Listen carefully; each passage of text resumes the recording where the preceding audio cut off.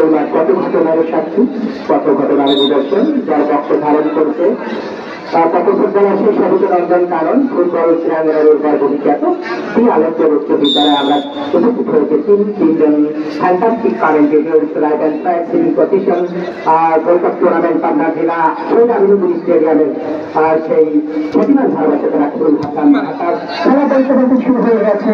আপনারা দেখতে পেয়েছেন উভয় দল উল্লাপাড়া এবং সিরাজগঞ্জের উল্লাপাড়া এবং টাঙ্গাইল ফুটবলের মধ্যে আবার প্লে অফ হিসেবে সুপ্রিম কোর্টের প্রধান বিচারপতি যিনি বিচারকের দায়িত্বে আসনিত আছেন।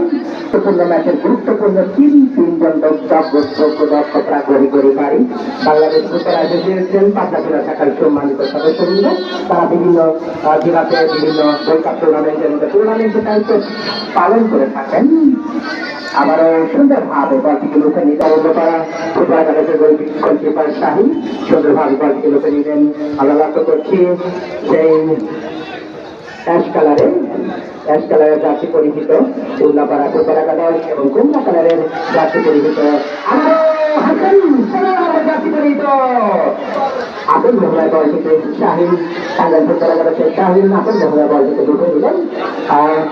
আজকের এই খেলার একটা ধারাবাহিকতা রক্ষা করে তারা সুন্দরভাবে আজকের এই খেলা তারা সুন্দরভাবে চলে যাবে। আপনারা জানেন খাবারের